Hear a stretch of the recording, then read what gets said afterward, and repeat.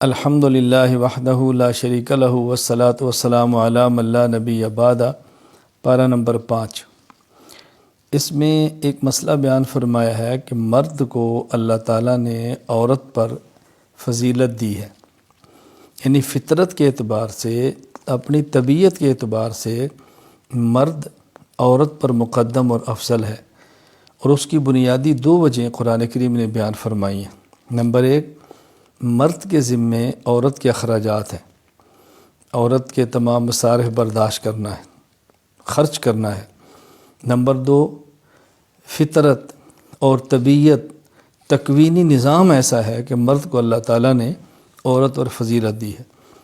یہ بات یاد رکھ لیں، یہ عام مرد اور عورت کے اعتبار سے ضابطہ ہے، لیکن بعض خواتین علم و فضل میں یا کبھی جسمانی قوت اور طاقت میں کوئی خاص خاتون کسی مرد سے آگے نکل جائے تو اس سے ضابطے تبدیل نہیں ہوتے۔ عموماً ایک ماحول یہ بیان فرمایا ہے، میں اس کا مثال دیتا ہوں کہ جس طرح شہر میں رہنے والا دیہات میں رہنے والے سے عام طور پہ معاملات کے اعتبار سے یا تعلیم کے اعتبار سے بہت آگے ہوتا ہے، لیکن بسا اوقات ایک دیہات میں رہنے والا بندہ علم حاصل کر کے شہر والے سے بہت آگے نکل جاتا ہے۔ تو ایک ہوتا ہے عمومی نظام، ایک ہوتا ہے خاص کسی بندے کی فضیلت، وہ بالکل الگ چیز ہے۔ تو بہرحال فطرت کے اعتبار سے مرد کو اللہ تعالیٰ نے عورت پر فوقیت، عظمت اور فضیلت عطا فرمائی ہے۔ نمبر 2، یہاں طہارت کے مسائل بیان فرمائے ہیں۔ مثلاً وضو بھی کرنا ہے، جب نماز پڑھنی ہو، قرآن کریم کو ہاتھ لگانا ہو، یا کوئی ایسا مسئلہ جہاں طہارت کی ضرورت ہو تو وضو کرنا ہے۔ اور بعض حالات ایسے ہیں کہ جہاں پر غسل کرنا فرض ہوتا ہے، آدمی کو احتلام ہو جائے، اپنی اہلیہ کے پاس جائے تو غسل جنابت جسے کہتے ہیں، عورت حیض نفاس سے پاک ہو تو ان حالت میں غسل بھی کرنا ہوتا ہے۔ تو طہارت کے مسائل بھی اس پارے کے اندر بیان فرمائے ہیں۔ اور ایک اہم بات اللہ تعالیٰ نے پوری زندگی میں شریعت پر عمل کرنے کے حوالے سے یہ بات ارشاد فرمائی ہے۔ نمبر 1، اللہ کی اطاعت کرو، اللہ تعالیٰ کی بات مانو، اور پھر اس کے رسول کی بات مانو، اور پھر فقہا کی بات مانو۔ یہ 3 باتیں کیوں فرمائی ہیں؟ نمبر 1، اللہ تو خالق اور مالک ہیں، مخلوق اور مملوک نے بات ماننی ہے، لیکن دنیا میں اس کان سے اللہ کی بات سن نہیں سکتے، اس آنکھ سے اللہ کی ذات کو دیکھ نہیں سکتے۔ تو اللہ کی ذات کو دیکھیں یا بات سنیں گے تو بات مانیں گے۔ اس کے لیے ضروری ہے اللہ تعالیٰ اور ہمارے درمیان ایک واسطہ ہو، اور وہ واسطہ ہے پیغمبر کا۔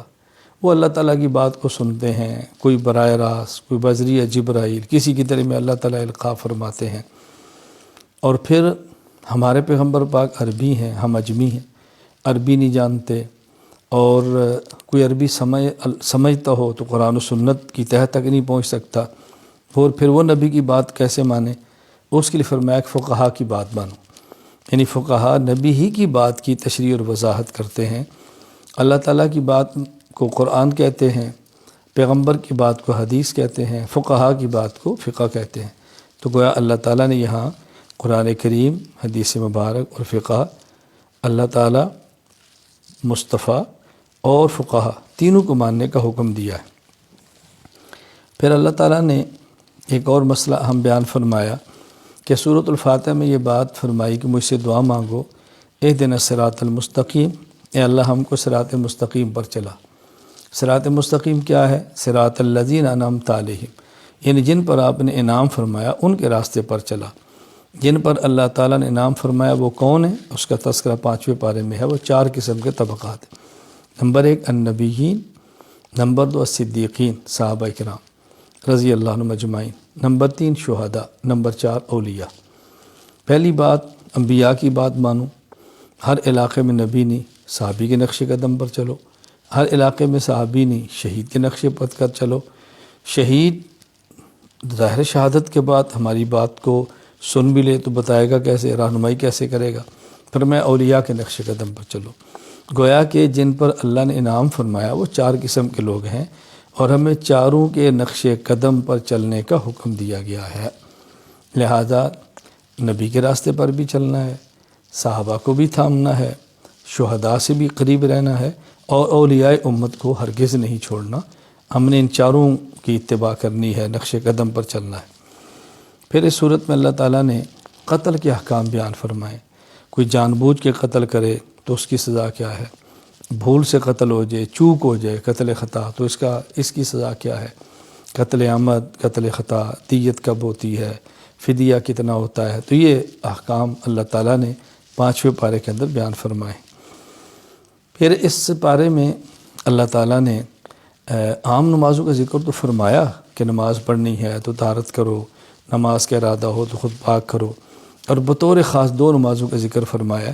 ایک نماز ہے صلاۃ الخوف، جب میدان جنگ میں ہوں، خوف سوار ہو، یعنی سارے نماز پڑھتے ہیں، دشمن یکبر حملہ نہ کر دے، تو وہاں کیسے نماز پڑھنی، اسے کہتے ہیں صلاۃ الخوف۔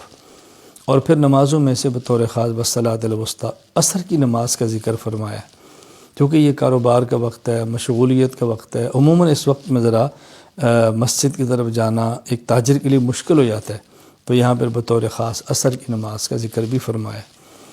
اور اللہ تعالیٰ نے پھر منافقین کی حالت بیان فرمائی ہے کہ منافقین نہ ادھر کے ہوتے ہیں نہ ادھر کے ہوتے ہیں، درمیانے بیچارے پھنسے پڑے ہوتے ہیں، کہیں دین میں فائدہ دیکھا تو ادھر لپک گئے، کہیں دنیا دار فائدہ دیکھا تو ادھر چلے گئے، اللہ کے نبی کی بات ماننے میں دنیا کی غرض دیکھی تو وہاں دوڑ گئے، اور جب وہاں دنیا کا نقصان نظر آیا تو ان کو چھوڑ گئے۔ یہ منافقین کی حالت ہے، مذبذبین بین ذالک لا الہ الا ولا الہ الا۔